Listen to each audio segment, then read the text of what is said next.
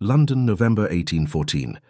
The report arrived on Edmund Ralston's desk on a Tuesday, and he did not read it until Thursday, because on Tuesday he had been at his club, and on Wednesday at Parliament, and by Thursday the steward's covering letter had worked its way to the top of the pile through the patient gravity of neglect. He read it standing up. He read it again sitting down. 41 pages, in his steward Robert Marsh's cramped handwriting. But the mind behind the words belonged to no one Edmund had encountered in 12 years of managing a duchy that stretched across 3 northern counties and refused consistently to behave. The report opened without ceremony. The Ralston Northern tenancies have been mismanaged, not through negligence, but through a misreading of local soil conditions dating to the estate survey of 1798. The survey was wrong. Everything built upon it has been wrong in the same direction. It then proceeded for 41 pages to prove this with a calm, structural precision that made Edmund feel, for the first time in recent memory, that he was the least intelligent person in the room. He set it face up on his desk when he finished. He did not close it.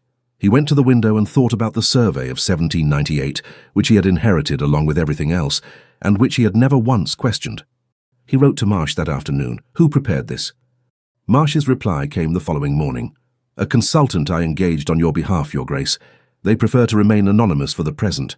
I can assure you the analysis is sound. Edmund wrote back, It is more than sound. Engage them for a second report. The southern drainage will be next.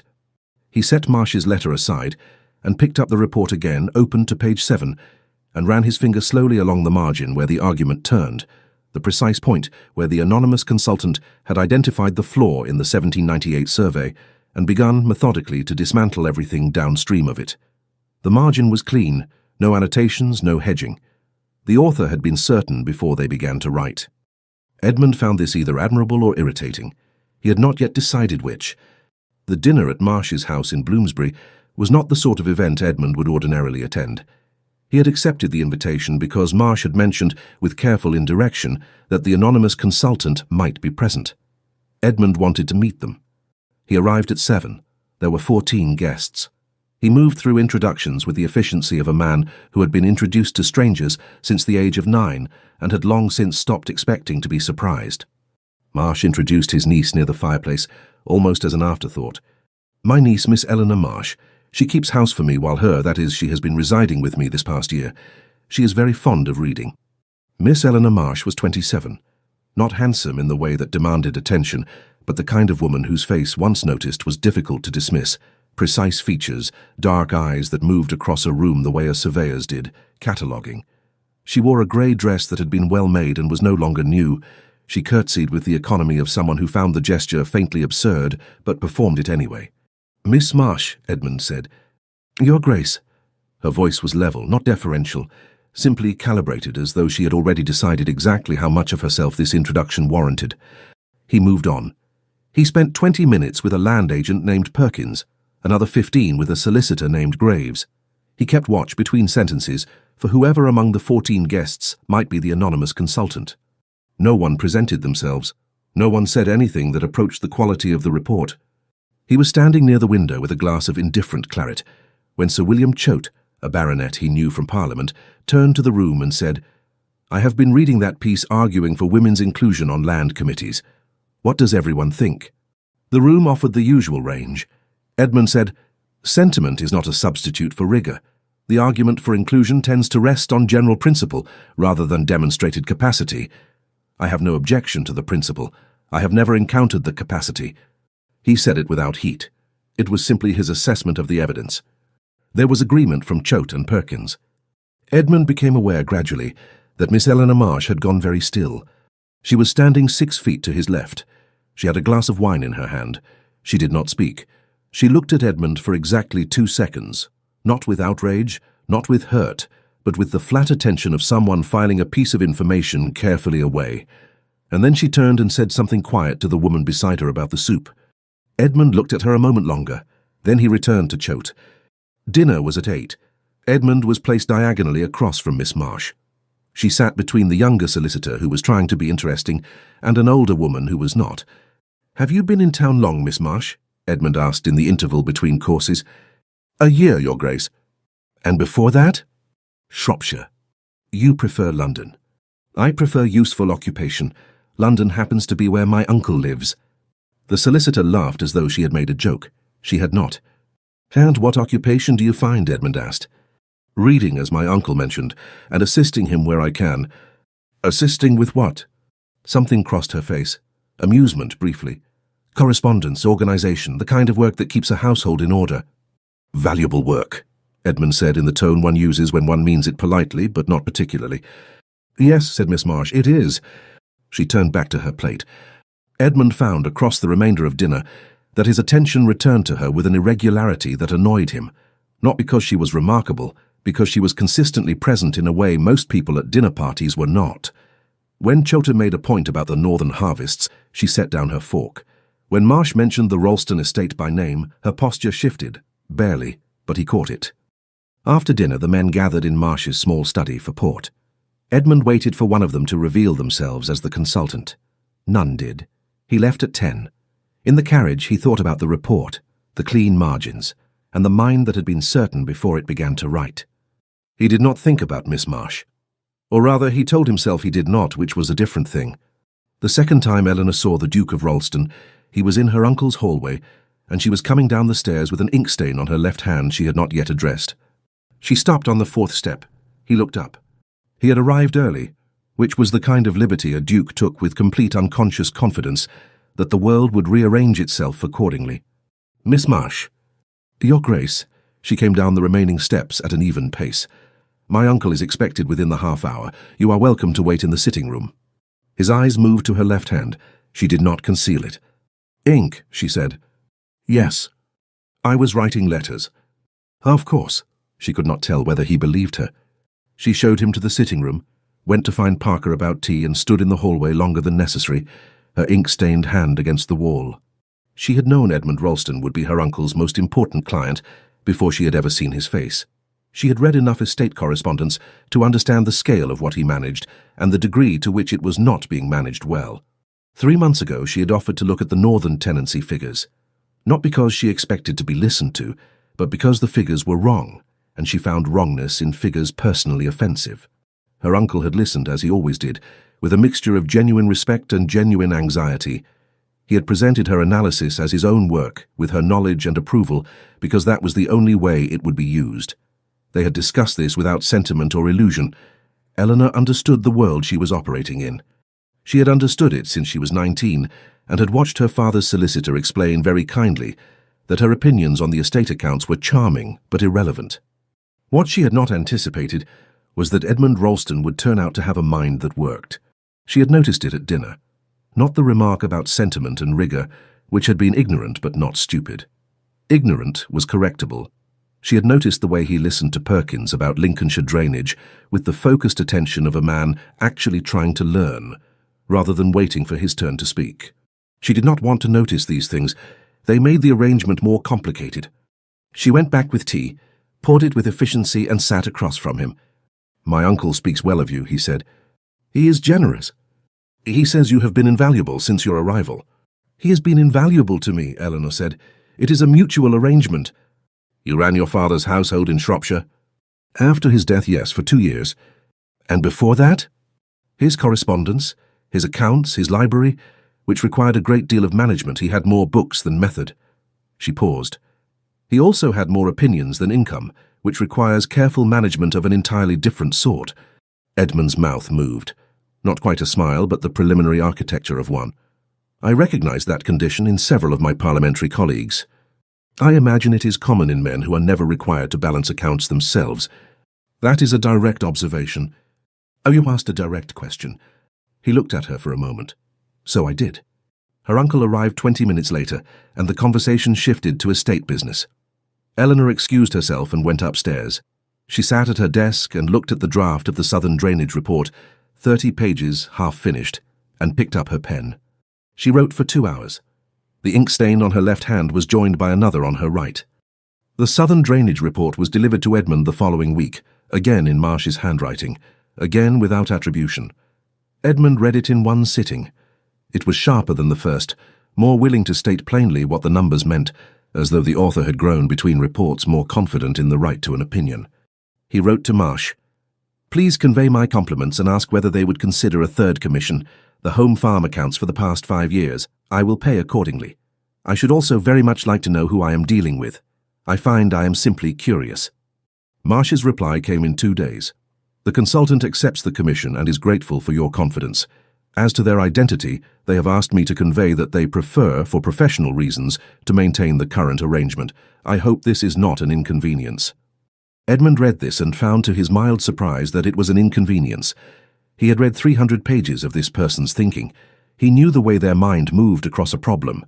He had the specific and persistent sense that he was being addressed by someone he ought to be able to place, and could not. He picked up the Southern Drainage Report and opened it to page 12. His finger traced the margin where the argument turned. The consultant preferred anonymity for professional reasons. Professional reasons. Edmund considered this. People maintained anonymity for 3 kinds of reasons: embarrassment, fear, or protection. The prose suggested none of the first. The precision suggested none of the second. He turned the page and kept reading, and did not yet arrive at the correct conclusion. The invitation to Hathersley Park came from Lady Stanhope, Edmund's second cousin, who made it her annual business to assemble for a fortnight in December a collection of people who would interest each other, whether they wished to be interested or not. He arrived to find Robert Marsh's name on the guest list, and below it, Miss Eleanor Marsh. He stood in the entrance hall with his coat still on, and read her name and felt something he chose to call mild surprise. Lady Stanhope appeared at his elbow. She was 60, sharp-featured, and entirely unrepentant. "You've seen the list." "I have." "Marsh has been managing the Hathersley timber accounts for 3 years, and his niece is—" A pause, which for Lady Stanhope was unusual. "Interesting. You'll see." "I have met Miss Marsh," Edmund said. "Have you?" She studied him with the unsentimental attention of a woman who had assembled many house parties and made a study of the results. "Then you know." "I know she is fond of reading," Edmund said. Lady Stanhope smiled very slightly. "Yes, that is one way to put it." She moved away before he could ask what another way might be. Hathersley was large enough that 14 guests could spend a morning without encountering each other, if they chose their routes carefully. Eleanor had chosen her routes carefully for 2 days. On the 3rd, she came down to the library at 7 in the morning specifically because it would be empty, and found Edmund Ralston already there, in his riding clothes, with a book open in his hands. He looked up. "I did not know you were an early riser," she said. "I rode at 6. The library seemed preferable to breakfast." He glanced at his book, then at her. "I hope I am not in the way." "It is not my library," Eleanor said, and came in. She went to the east shelves where Lady Stanhope kept the agricultural texts. She needed Sinclair's treatise on drainage gradients for the 3rd Ralston Commission, which was due in 3 weeks. She scanned the shelves with an air of browsing, found it 4 shelves down wedged between 2 volumes of Cobbett, and pulled it out. "Sinclair's drainage study," Edmund said from across the room. He had crossed toward her without her noticing. "Yes." "An unusual choice for early morning. I find technical texts easier to read before the social requirements of the day take hold." He looked at the book, then at her. "Do you read much agricultural theory?" "A fair amount. I grew up near working farmland. The theory is illuminating when set beside practical reality." "And does it hold up?" "Sometimes. Sinclair is better than most. He actually visited the fields he was writing about, which puts him ahead of roughly half his contemporaries." Edmund was quiet for a moment. "The consultant I have been working with made a similar point in a recent report, the primacy of direct observation over inherited assumption." Eleanor kept her face still. "Did they?" "It is a consistent thread in their work." He looked at the Sinclair in her hands. "Perhaps they have read Sinclair." "Perhaps," Eleanor said, opened the book to a page in the middle and read it with perfect concentration until he moved away. By the 4th day, the library had acquired a pattern. Edmund came after his ride. Eleanor came at 7. They sat in the same room with whatever they were reading, and some mornings the silence held for an hour, and other mornings he asked her something. His questions were not conversational filler. They were real questions, from a mind working a problem, and real questions demanded real answers. She had spent enough of her life giving abbreviated answers to men who would not have understood the full ones, that the alternative was genuinely difficult to resist. "You are arguing the graduated yield model was flawed from inception," Edmund said one morning, over a parliamentary taxation report. "The committee that designed it included Wilberforce. Are you saying Wilberforce was wrong?" "I am saying Wilberforce was a moral genius and a patchy economist. The model assumes uniform soil productivity across landholding size, which is untrue in the northern counties. It is a London assumption about land that Londoners have not recently visited. Edmund looked at her. The consultant made a version of that argument about the Ralston survey. Did they? She counted the times she had said "did they" in the same careful tone, and whether he had noticed. She thought he had not. She was becoming less certain. On the 8th morning, he brought the 3rd Ralston Commission to the library. He spread it on the table by the window and sat with it for 40 minutes before she arrived. "Come in, Miss Marsh. I'm wrestling with the home farm accounts and would welcome a second opinion." She sat across from him. She looked at the pages spread across the table, her own work, 43 pages, and kept her face level. "What is the difficulty?" she asked. "Page 22. He turned to it and slid it across. "The consultant concludes the estate manager was either incompetent or corrupt. I find the conclusion a little stark." Eleanor read page 22, which she had written at 11 on a Tuesday in October by candlelight, and which had seemed to her then, as now, entirely unavoidable. "What simpler explanation do you see?" she asked. "Administrative error, consistent but not necessarily deliberate.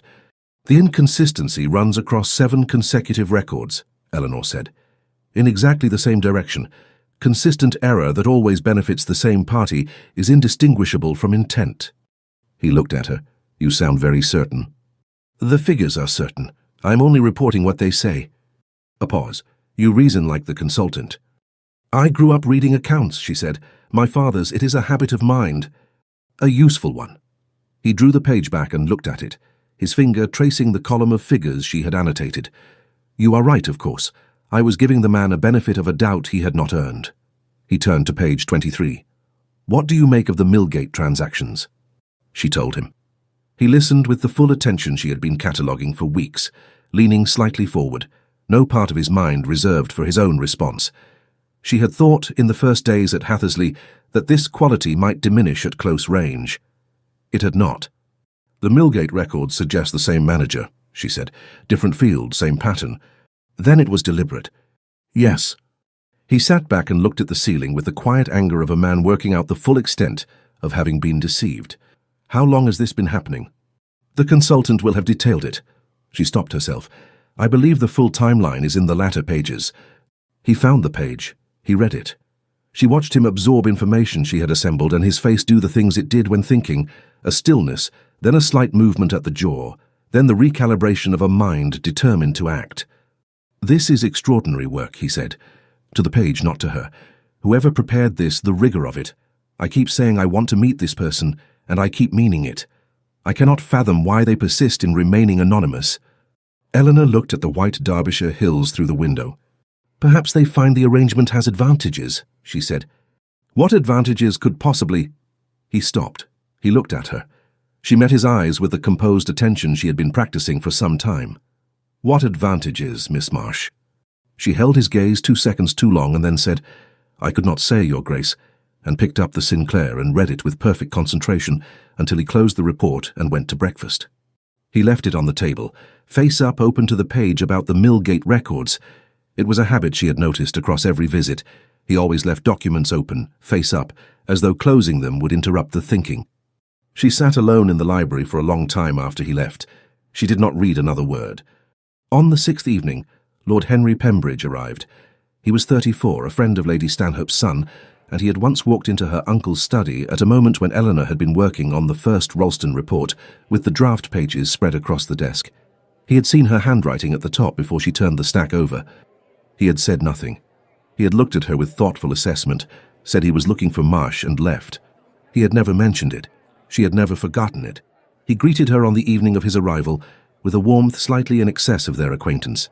"Miss Marsh, I had not expected to find you here." "Nor I you." "Lady Stanhope collects interesting people." He took the chair beside her. "I understand you have been here a week. Is it as stimulating as promised?" "The library is excellent." "I imagine it is." He held her gaze for a moment, and there it was, the quiet knowledge in it, the awareness they were both, for now, declining to name. "I look forward to discussing it with you." He moved on to talk to Lady Stanhope's son. Eleanor set down her embroidery and picked up her wine. Across the room, Edmund was talking about the northern harvests. His back was to her. She watched him set down his wineglass and turned to answer a question, and felt, with the precision she brought to everything, exactly how complicated the situation had become. Edmund returned to London from Hathersley with the Home Farm report under his arm, and a question that had taken on the quality of an obstruction, not urgent, not disabling, but present, like a stone in a boot. Who was the consultant? He had spent 2 weeks in a house with 14 people. The consultant was not among them, or rather no one had shown themselves to be, which was different. He had read the 3 reports a combined 40 or 50 times by now, in sections, returning to the passages that interested him most. The 1798 survey argument, the drainage gradient on page 12, page 22, the grain records, now sent to a solicitor for investigation. The lateral connection on page 38 between the Millgate irregularities and a secondary record he had not known to look for until the consultant pointed him there. He tried to build a picture of the mind. Cambridge educated, he had concluded. Rigorous, theoretically fluent but not academic. Too interested in practical consequence. A man with a state background and leisure to read seriously. Possibly a younger son with an independent income. He wrote to Marsh, "I am more than ever convinced I must meet the consultant. The quality of this work merits a direct professional relationship, properly constituted. Please convey this again, and with emphasis." He sent the letter and went to his club and talked about the Corn Laws, and came home and sat in his study, and looked at the open report and tried again to place the mind behind it. He failed again. He went to bed. The January morning call was Eleanor's acknowledgement that avoiding Edmund Ralston in London required more active management than avoiding him in Derbyshire, and that active avoidance was conspicuous. She arrived at her uncle's sitting room at 10:30 to find Edmund already there, arrived early again. "I understand you have engaged a solicitor for the Millgate matter," she said, sitting. "Your uncle mentioned it. I hope it proceeds satisfactorily." "It is early days. The consultant's evidence is strong." He paused. "I wrote to Marsh again last week about meeting them." "I know." He looked at her. "Marsh told you." "My uncle shares most of his correspondence with me. He mentioned your emphasis." She held his gaze steadily. "And what do you think?" he asked. "Of the insistence on anonymity?" Eleanor set down her tea. "I think people who do good work in difficult circumstances often have reasons for the conditions they set, and I think a man who genuinely values the work ought to be able to value it regardless of whether he can put a name and face to it. That is a reasonable position." "I thought so." "It is also slightly a rebuke." She allowed a small smile. "Only slightly." He looked at the window, then back at her. "Most people are not forthright with me. I find I have become accustomed to it in you." She heard this. She set it in the part of her mind reserved for things she could not yet examine and said, "Was there a 4th commission?" "My uncle mentioned something of the kind." "The water rights along the northern border. A dispute with the neighbouring estate running since my father's time. I believe it has a practical rather than a legal resolution, but I need someone to look at the records fresh. Water rights are complex. The historical documentation tends to be partial." The consultant seemed untroubled by partial documentation in the previous reports. "Partial documentation is only a problem if one is looking for certainty," Eleanor said. "If one is looking for the most probable interpretation of available evidence, it is a constraint to work within, not an obstacle."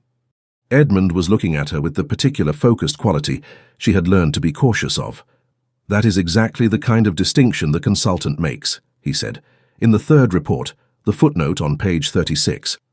Eleanor picked up her tea. "I read a great deal, as my uncle mentioned. Miss Marsh," his voice was measured. "I find speaking with you that I am consistently—" He paused. "The quality of your thinking is not what I expected." She looked at him and waited. "That is not meant as condescension," he said. "I know, which is why I have not taken it as one." She held his gaze. "What did you expect when you met me?" A pause. He was deciding to be honest rather than kind. "A woman who read novels," he said, "and was pleasant company." "And instead?" "Instead, I have had my own consultant's reports explained to me by a woman who reads Sinclair at 7 in the morning. The ghost of a smile, hers and his simultaneously, and then withdrawn by the same instinct." "How unfortunate for you," she said. "Unexpectedly the opposite," he said, and looked away. Parker arrived with fresh tea. Edmund stayed 20 minutes longer than custom required, and left without explaining why. Eleanor sat for a long time after he had gone, and did not examine the 20 minutes with any rigour at all. The 4th report took 6 weeks. The water rights documentation was fragmentary, one chain of transfer from 1762 entirely absent, requiring reconstruction from adjacent records. Eleanor worked at her uncle's desk until midnight more evenings than was advisable, and told herself the work was interesting, because it was interesting, which was true and also insufficient. She finished on the 17th of February and gave it to her uncle, and spent the next 2 days reorganizing the household accounts, which required no interpretation and did not interest her at all. Edmund received the fourth report on a Monday and read it in one sitting. He sent for Marsh on the Thursday. Marsh came to Grosvenor Square at 11, slightly breathless, hat in hand. Edmund offered coffee and did not immediately come to the point. "The water rights report is the best work the consultant has produced," Edmund said. "The reconstruction of the 1762 transfer is original analysis, the kind one would expect from the published theorists, not a private commission." Marsh nodded carefully. "The Millgate investigation has confirmed everything identified in the third report. The solicitor expects to recover a significant portion of the losses. The estate is in a materially different position than it was in October." Edmund looked at him. "I want to engage this person directly and permanently.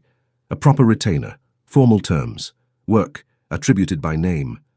What I am currently doing, commissioning through an intermediary from a person I have never met, serves no one well." Marsh was quiet. "I would like to understand the preference for anonymity," Edmund said. "Not to override it, to understand it." Marsh turned his hat once in his hands. "May I ask a question, Your Grace?" "Please." "If you were to discover the consultant's identity, would your assessment of the work change?" Edmund looked at him. "No, why would it?" "The quality of the analysis, the professional relationship you are proposing, would any of that be affected by the nature of who the consultant is?" "I have just said it would not." Marsh looked at him for a long moment, with the measuring attention of a man who was not unintelligent, only quiet about it. "I will speak to the consultant. I cannot promise more than that." He left. Edmund stood in his study looking at the fourth report, open on his desk to the reconstruction of the 1762 transfer. The handwriting was Marsh's. The thinking was not. He tried again to place the mind. Cambridge educated, a man of uncommon. He stopped. He thought about Eleanor Marsh in the library at 7 in the morning with the Sinclair. He thought about her saying, "Consistent error that always benefits the same party is indistinguishable from intent," with the precision of someone reporting facts rather than forming opinions. He thought about the ink stain on her left hand.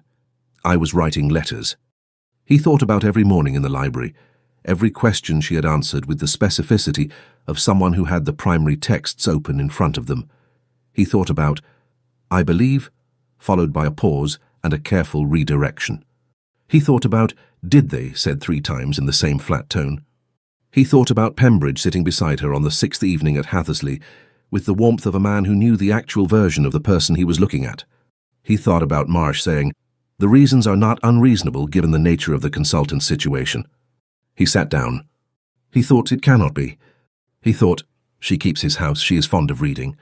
He picked up the fourth report and read it again from the beginning, and this time he did not look for the Cambridge man. He looked at what was actually on the page, the controlled precision of every conclusion, the refusal to hedge, the single point of origin, and the indistinguishable from intent, and the implacable confidence of a mind that knew it was right and had learned somewhere that knowing alone was not enough. He set the report down. He had stood in a drawing room in Bloomsbury in November and said, in front of a room that included Eleanor Marsh, that sentiment was not a substitute for rigour, and that he had never encountered the capacity he was looking for. She had been 6 feet to his left. He had read her work 50 times since then. He had called it extraordinary. He had said the mind behind it could not be placed among anyone he knew, while the mind behind it sat across from him in a library every morning and explained his own reports to him and said, "Did they's" in a flat tone, and picked up the Sinclair. Edmund reached out and closed the fourth report for the first time and set it face down on the desk. The gathering at Lord Fenwick's townhouse on the 3rd evening of March was the kind of event Edmund attended, because the alternative was to send his apologies and spend the evening in his study with the closed report, which he had now moved twice without opening. He had not called on Marsh since Thursday. He had not written. He had spent 5 days in the specific discomfort of a man who has formed a conclusion he cannot yet prove and is not entirely certain he wants to. The rooms were full by 9. Edmund talked to 3 people he respected, and 4 he did not, and accepted a glass of wine he did not particularly want, and was standing near the side table when Pembridge arrived. They had spoken at Hathersley, briefly, without consequence. The kind of exchange that exists only to establish that two men occupy the same room without friction. Pembridge was agreeable. Edmund had found nothing to object to in him, and had not tried particularly hard to find something, which was its own kind of information. Eleanor arrived 20 minutes later with her uncle. She wore dark blue, her hair simply dressed, and she crossed the room to speak to Lady Stanhope with the self-possessed economy that Edmund had catalogued across months, and which he now watched with a different quality of attention than he had before. She had not yet seen him. He knew this because she had not yet recalibrated, and she always recalibrated when she saw him, a barely perceptible settling, the composure locating itself one fraction more precisely, like a surveyor's instrument levelling before a reading. He watched her laugh at something Lady Stanhope said, genuine amusement, not performed, her head tilting slightly, the laugh brief and unguarded before it closed again. He looked away. The fourth report was on his desk, face down, where he had left it 6 days ago. He had not told himself why he hadn't opened it. Pembridge found him at the side table near 10 o'clock. They talked about Parliament for several minutes, the Northern Land Tax, which was again under revision, and which Pembridge had opinions on that were not unintelligent. Edmund listened with half his attention and kept the other half on the room, which was a habit of long standing, and this evening had a specific object. Eleanor was talking to a woman Edmund didn't know, then to Graves, the solicitor from Marsh's November dinner. Then she moved toward the side table where the refreshments were laid, and Pembridge, without interrupting himself mid-sentence, reached out and picked up the report that Edmund had set on the table's edge, the fourth commission, which Edmund had brought because he had intended to discuss a specific point with another guest, and had not yet done so. Pembridge glanced at it. Edmund watched his face. It was brief. Pembridge looked at the cover, and then he looked across the room at Eleanor, who had stopped 3 feet from the table and was looking at him with an expression that was almost nothing, and was, in its very precise almost nothingness, everything. "You ought to ask Miss Marsh directly about the Ralston water rights, Your Grace," Pembridge said. He said it easily, pleasantly, with the distracted tone of a man making a reasonable social suggestion. "She knows the Northern Border documentation rather better than most." The room did not go entirely still. 3 conversations continued. Lady Stanhope was laughing somewhere to the left. The world maintained its ordinary motion. Edmund looked at Pembridge, then at Eleanor. Eleanor looked at Pembridge with an expression he had not seen on her before, not anger, not panic. Something that arrived and was immediately suppressed, and the suppression was the most visible thing about it. Edmund picked up the report from the table. He held it. He looked at the cover, which said nothing. Marsh had never titled them, only numbered them in his own covering letters. He opened it to the first page. He had read this page 11 times. The water rights dispute along the Ralston northern border originates in a single misapplied precedent from 1762, the consequences of which have compounded across 50 years of subsequent transfer. He had read it 11 times, and he read it a 12th time, and he thought about sitting across from Eleanor Marsh in her uncle's sitting room in January, and her saying, "Partial documentation is only a problem if one is looking for certainty," and the precision of it, the specific quality of a distinction that had appeared word for word in the footnote on page 8. He looked up. Eleanor was watching him. She had not moved. Her hands were still at her sides, not clasped, not braced, simply still, with the perfect economy of a woman who has decided that stillness is the only thing left available to her and is executing it completely. Edmund looked at the report. He looked at her. He opened his mouth. "The consultant," he said. His voice was even. "The analysis of the 1762 transfer." "Yes," Eleanor said. One word. Flat, clear, neither defiant nor apologetic. "Yes." She did not elaborate. She did not explain. She held his gaze with the level attention she had brought to every conversation they had ever had, which he now understood entirely differently, and waited. Edmund looked at the first page of the report again. He was aware that Pembridge had taken a careful step sideways and was examining the refreshments with great interest. He was aware that the 3 conversations around them had continued. He was aware that his own mind was doing something uncomfortable, not revising so much as collapsing. The entire structure of the past 4 months reorganizing around a single fixed point that had been there all along. He said, "The northern tenancies." "Yes." "The drainage survey." "Yes." "The home farm accounts." He stopped. "All of it." "All of it?" Eleanor said. He looked at her for a long moment. He said, and he heard it as he said it, heard the specific quality of the error, "But the rigor of it." The theoretical framework. He stopped himself. Eleanor's chin lifted by a fraction. Not defiance, precision. She waited. He stopped himself again. He had been about to say, "It reads like a man's work." He had stopped because he had heard what he was about to say, and because Eleanor Marsh was standing 3 feet from him, waiting for him to say it, with an expression that told him she had been waiting for it. Specifically, across 4 months of libraries and morning calls and reports, he had called extraordinary without once looking at who was in the room. He did not say it. Eleanor looked at him for 2 more seconds. Then she said, "I hope the water rights matter resolves satisfactorily, Your Grace," and turned and walked toward the far end of the room, where Lady Stanhope was still laughing, and she inserted herself into the conversation with complete composure and did not look back.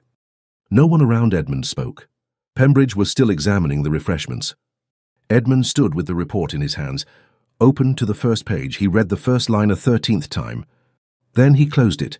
He set it on the table, face down, the way he had left it on his desk for 6 days. He picked up his wine and finished it.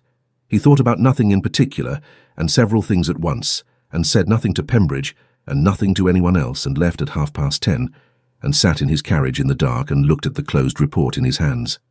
He had said sentiment was not a substitute for rigour. He had said he had never encountered the capacity. She had been in the room. He called at Marsh's house the following morning at 10 o'clock, which was within the acceptable hours for a morning call, and which he had spent precisely no time considering from the perspective of acceptability.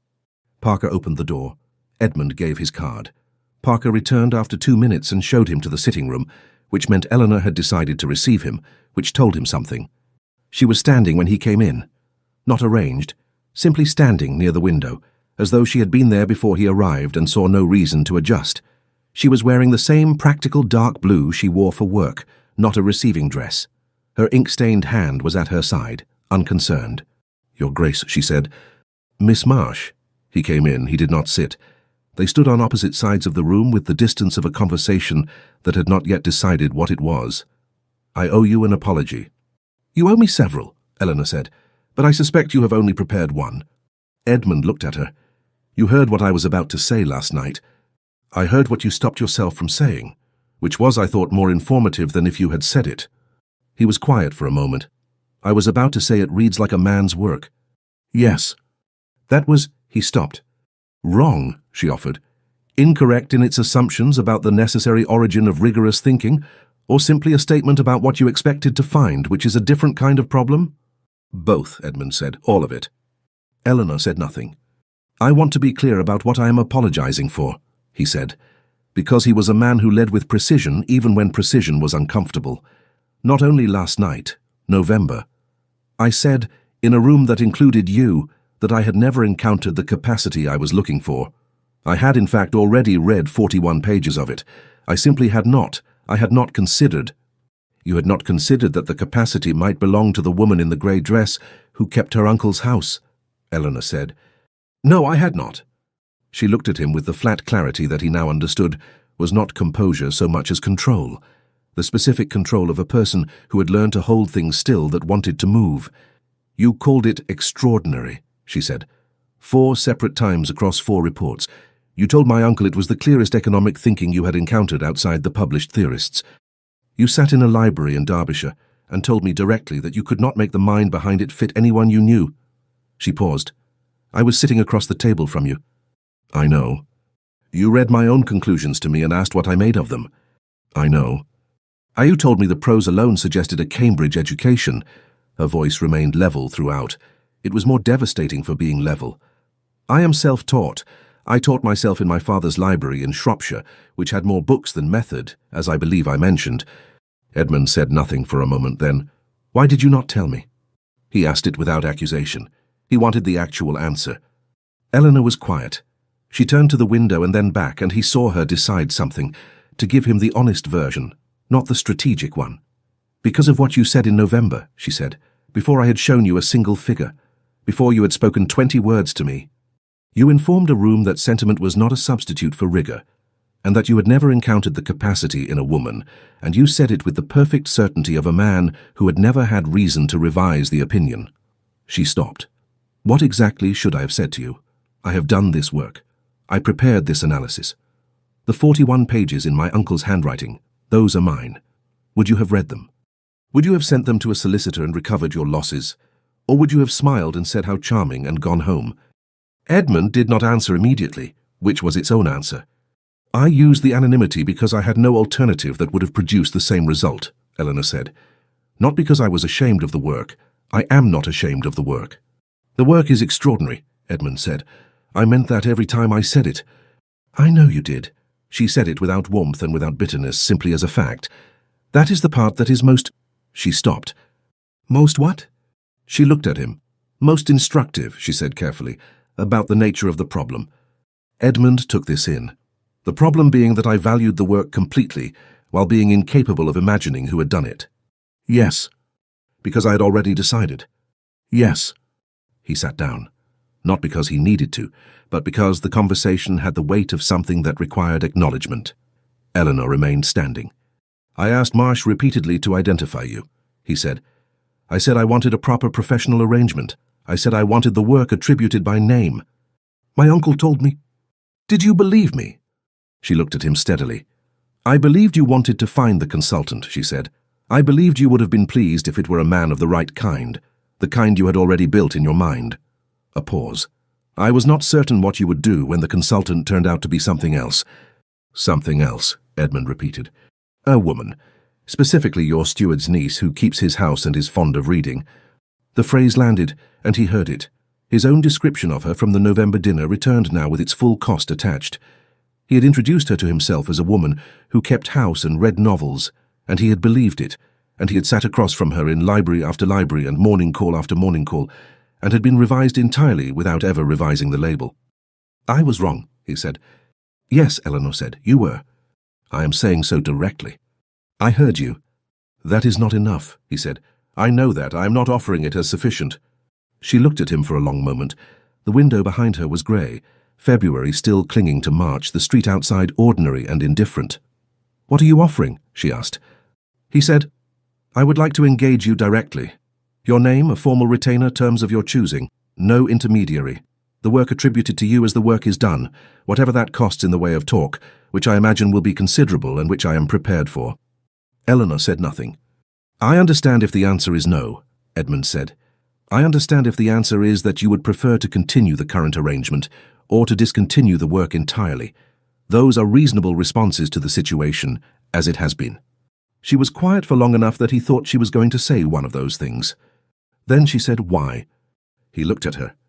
Why does it matter to you, she said, that my name is on it? You have the reports, you have the analysis, the estate has benefited materially, the arrangement has been productive. Why does it matter? Edmund said, because the work is yours. Because I have been benefiting from something without acknowledging its source, because... He stopped. He started again, more carefully. Because I sat in a room in November and said something that was incorrect, and I said it in front of you, and you have been working for me for 4 months since then, and every time I called the work extraordinary, I was saying it without knowing I was saying it to you, and that is not... He stopped again. Not what? Eleanor said. He looked at her directly. Not something I am willing to continue. Eleanor held his gaze. The silence was long. Outside, the grey street was acquiring a thin March light. She said, I would require full attribution. My name on every commission, past and future. Yes. And I would require that the terms be set by me, not offered by you. Yes. And I would require... She stopped. She turned to the window. When she turned back, her face had changed. Not open, exactly, but fractionally less controlled. I would require that the next time you have a settled opinion about someone you have not yet spoken to, you consider the possibility that the survey of 1798 was wrong. Edmund was quiet. Then, that is a reasonable requirement. So I thought so, Eleanor said. The ghost of a smile. Hers first this time. He was not quick enough to withdraw his. She sat down at last in the chair across from him, and Parker arrived with tea that neither of them had asked for, and both of them accepted. And they talked for an hour about the northern border dispute and the terms of a proper retainer and a formal arrangement, and all of it was practical, and none of it was only practical, and when Edmund left at noon, he did not explain why he had stayed as long as he had. He walked to Grosvenor Square instead of taking the carriage. It was cold, and the sky was the particular white of late winter about to become something else. He walked the whole way and thought about nothing he would have been able to name, which was its own kind of answer. 6 weeks later, a notice appeared in the professional correspondence of the 3 largest land management publications in England. It was brief. It announced that Miss Eleanor Marsh, formerly consultant to the Ralston estate under an anonymous arrangement, had been engaged as principal estate analyst to the Duke of Ralston on a formal retainer. It listed her previous commissions by title. It was signed by Edmund Ralston, Duke of Ralston, in his own name. The notice caused talk. Edmund had expected this and had composed it anyway, which Eleanor had observed without comment, and which had told her something she was not yet ready to name. Lady Stanhope wrote to say she had always known. Pembridge sent a short note to Eleanor that said only, "Good. It was time." Graves, the solicitor, wrote 3 paragraphs of careful professional warmth and one final sentence. "I confess I had my suspicions from the November dinner." Eleanor read this and laughed, alone at her uncle's desk for the first time in longer than she could account for. The first formal commission under the new arrangement was the Northern Border water rights. The second was a full review of the estate's land management structure, the largest work Eleanor had undertaken, requiring her to work directly at Grosvenor Square, where the records were too voluminous for Marsh's Bloomsbury house. Edmund's study was large. A second desk was brought in from the adjoining room.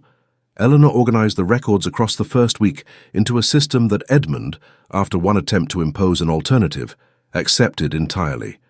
They worked well together. This was not a surprise to Eleanor, who had known it would be the case, and was a surprise to Edmund, who had known it intellectually, and found the reality of it different from the anticipation, more comfortable, and for that reason, more unsettling. She arrived at 9. She left at 5. In between, the study had the quality of a room in which 2 people were thinking in the same direction, which was, Edmund had found, a rarer condition than he had previously understood. On the afternoon of the 3rd week, she looked up from the secondary ledgers and said, without preamble, "You were wrong about the 1809 records." "I know," Edmund said. "They need to cross-reference with the Millgate series before the timeline holds." I had gathered. She looked at him. He was at his own desk with the characteristic posture she had catalogued across months. Forward, finger at the margin, full attention on the page. "You are doing it again," she said. "Doing what?" "The margin." She indicated the gesture with her own hand. "You trace it when you are thinking. You have done it since November." He looked at his hand and then at her with an expression she had not seen before, caught and not displeased about it. "I was not aware of that." "I have been aware of it," Eleanor said, "since December." A pause. "How much else have you been cataloguing?" "A sufficient amount," she said, and returned to her page. He was quiet. Then, "The habit of leaving documents face up." She stilled. "I noticed I had stopped," Edmund said. "After the 4th report, I set it face down and left it that way for 6 days. He paused. "I understand why now." Eleanor set her pen down. She looked at him across the room, across 3 weeks of organized records, across the months before that, the library, the morning calls, the candle-lit pages she had written, and watched him hold with his finger at the margin. "What is your conclusion?" she asked. "On the available evidence."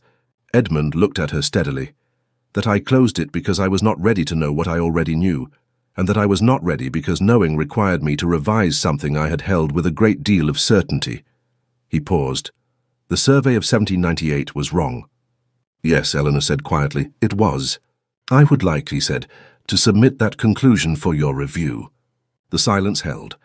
The March light came through the windows properly now, warm and direct, the kind that had decided to be spring. Eleanor looked at the records on her desk, and the pen in her hand, and the room that was not her room and had acquired, across 3 weeks, the quality of a place where she was entirely known. "Your methodology is sound," she said, and there was the ghost of the smile barely there and then fully there. "I find the conclusion compelling." He held her gaze. His own smile arrived and was not withdrawn. "I am glad," he said. "I should like, if you are willing, to extend the inquiry." Eleanor looked at him. "Into what?" Edmund set down the 1809 ledger. He rose from his desk and crossed the room, not quickly, with the deliberate pace of a man who has decided something and intends to be clear about it, and stopped at the edge of her desk. She looked up at him from her chair, with the level attention she had brought to every conversation they had ever had, and did not look away. "Into whether you would permit me," he said, "to be something other than your employer." Eleanor was quiet for a moment. "You will need to be more specific," she said. "I find vague proposals difficult to assess." The corner of his mouth moved. "I am aware of your position on vague proposals." He met her gaze directly. "I am asking whether you would consider allowing me to court you, properly, with the intention of asking you, at the end of it, to marry me." The study was very quiet. Outside, a carriage passed. Somewhere in the house, a door closed. "That is not a vague proposal," Eleanor said. "No." She held his gaze for a long moment. He did not look away, and she noted this. The steadiness of it, the absence of performance, the specific quality of a man who had said a thing and meant it, and was prepared to wait for whatever came next. "I should tell you," she said, "that I am not easy to live with." "I know," Edmund said. "You reorganized my entire filing system in 4 days and told me I was wrong about the 1809 ledgers before you had taken your coat off." "And I was right about the 1809 ledgers." "Entirely," he said. "It was one of the more attractive things you have done." Eleanor looked at him. She set her pen down fully, deliberately, the way she set things down when she had finished with them, and was ready to begin something else. She stood. They were close now, the desk no longer between them, the professional distance of the past 3 weeks dissolved by the simple fact of her rising and him not stepping back. "I should also tell you," she said more quietly, "that I'm not certain I know how to be anything other than careful." "Nor am I," Edmund said. "We may have to work it out between us," he paused. "I find I am willing to try if you are." Eleanor looked at him, at the face she had been cataloguing across months, the posture she knew, the finger at the margin habit she had watched from library chairs and morning call settees, and the window seat at Hathersley. She looked at him the way she looked at a set of figures she'd been working through for a long time, and had finally, at the bottom of the last page, found to be correct. "Yes," she said, simply, cleanly, the way she stated conclusions. "I am willing." Edmund reached out and took her hand, her left hand with its faint permanent trace of ink that no amount of washing had ever fully resolved, and held it for a moment. Then he brought it to his lips. It was not a dramatic gesture. It was quiet and deliberate and entirely meant, and Eleanor felt the warmth of it move through her with the slow, certain quality of something she had not let herself anticipate. She looked up at him. He was looking at her with an expression she had no category for in the ledger she kept, and she decided, on reflection, that this was acceptable. Some things did not require prior categorization. She lifted her free hand and set it against his jaw lightly, and the careful distance that had governed every conversation they had ever had closed entirely. He kissed her. She kissed him back. It was brief and unhurried, and said between them what neither of them had yet said in plain language, which was, "I have been moving toward this for a very long time, and I am not afraid of it any more." When they separated, neither of them spoke immediately. Edmund still held her left hand. The ink stain was, as ever, unresolved. "The 1809 ledgers," Eleanor said after a moment. Edmund looked at her. "Are you genuinely returning to the ledgers?" "I have a system," she said. "It does not benefit from interruption." But her mouth curved entirely, for the first time in his presence without being recalled. "You may ask your question again in a week." "Which question?" "The one about marriage," Eleanor said. "Ask it properly when the Millgate cross-reference is complete and I have not got ink on both hands." Edmund looked at the ink on her left hand, which he was still holding, and at the fresh ink on her right. "That seems," he said, "a very Eleanor Marsh condition to attach to a proposal." "I'm a very Eleanor Marsh sort of person." "Yes," he said. "You are." He raised her hand again, briefly, before releasing it. 1 week. She sat back down. She picked up her pen. He returned to his desk and picked up the 1809 ledger, and opened it, and set it face up, and found his page. The study was warm. The light was good. Outside, London was ordinary and indifferent, and in a study in Grosvenor Square 2 people were working in the same direction, which was, it turned out, the same thing as moving toward each other, and had been from the beginning without either of them needing to announce it. 1 week later, Edmund asked his question properly. Eleanor's hands were clean. She said yes.